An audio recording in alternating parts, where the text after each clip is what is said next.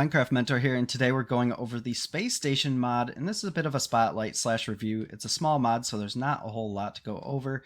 But first off, I saw quite a few comments in the mod creators forum, or I guess on Forge, the little comment section below. People were having a lot of trouble finding this raw silicon, so I attempted to go down, mine it out, and I actually could not find it either. So we enlisted the help of the digital miner, and yes, apparently it does spawn. It's just pretty difficult to get. The other ore this mod adds is tin, and with the tin you can make these tin cans and some other stuff with it, I believe. But to actually get up to the space station was another problem for me. I couldn't quite figure it out when I downloaded the mod. I'm pretty new to this one, but what you need is these permission slips, basically. So the blue one, this one is craftable. You click it and it allows you to go to the space station until you die. So if you die in the space station, you have to get a new permission slip, I guess, to go up there. Then the slightly more expensive one, which you can look at the recipes. The first one's just paper and some lapis, and then you have to make a wafer with the silicon that you mine. So to even get to space, you definitely need the silicon. Next, we have the upgraded version, which takes the advanced wafer or wafer, I'd like to call it, red dye and paper, and that one's going to get you the infinite one, so you can just go up there anytime you want. So next we have let's go grab an egg of some kind. How about a pig? We have the armor that you can get. First you have Firest and Icest, and Ice basically adds slowness to the mob it's hit with, and the fire one lights him on fire. Pretty simple thing right there.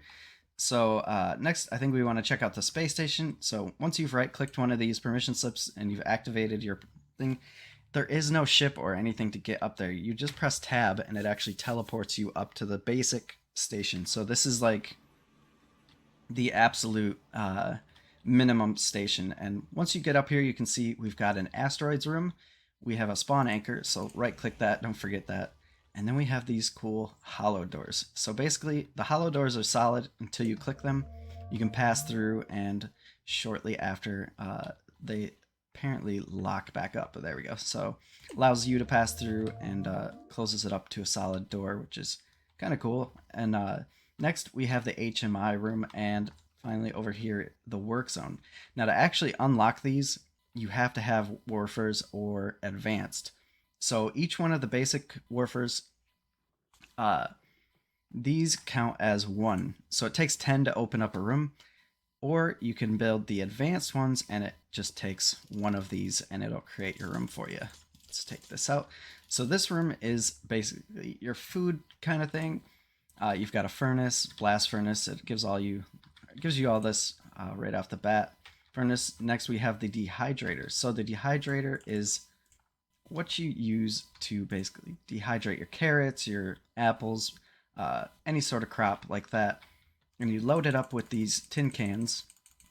And I don't know the limit on this actually, but once you've loaded it with tin cans, you click it with a fruit, like an apple, carrot, potato, or whatever, and it will create dehydrated food. Now once you eat the dehydrated food, it gives you 8 seconds of regeneration too. All the dehydrated foods do this, which is pretty cool, and a great little regeneration thing for you. Next, up top, we have incinerators. So the incinerators are here to get rid of your unwanted items. You just toss them in there. It's like pretty much a trash can, right? And other side of our food room, we have lockers where we can store all our stuff wherever we want in here. Next, we can go over to our HMI room, and I think this one is just your decorative thing. You're going to decorate it, put your chests in here. There's some beds already installed for your crew or whatever. This would be a great or a great mod for kind of like a space survival type thing. Finally, we come over to our asteroid room, and we're just going to open this one up right away. Now this is where you collect asteroids. So this little asteroid catcher, once in a while, and it's very slow, it'll make a block appear up top here, and it's either going to be a fire asteroid or an ice asteroid. Now once you do get one of these asteroids, which it apparently pulls out of the sky and sucks it into this room and teleports it, kind of. That's why you got this portal animation here. But When it does that, you come over to any one of these asteroid crushers on the side, place the block down on top of it, and it's going to break the asteroid up into these little, grab that, into these little fragments. And the fragments are what you use to make your armor. So there's a whole set of armor and tools that, not just the swords, go along with this, and each one has its own little things. So the fire gives you +3 armor, +3 armor toughness, where you reduce a little bit of armor for the ice set, but it's also a lot tougher. And that's pretty much it for this one. It's not a lot, but it could be a little fun thing to play around with. It's a very new mod, so I have a feeling they're going to add quite a bit to this and expand on it.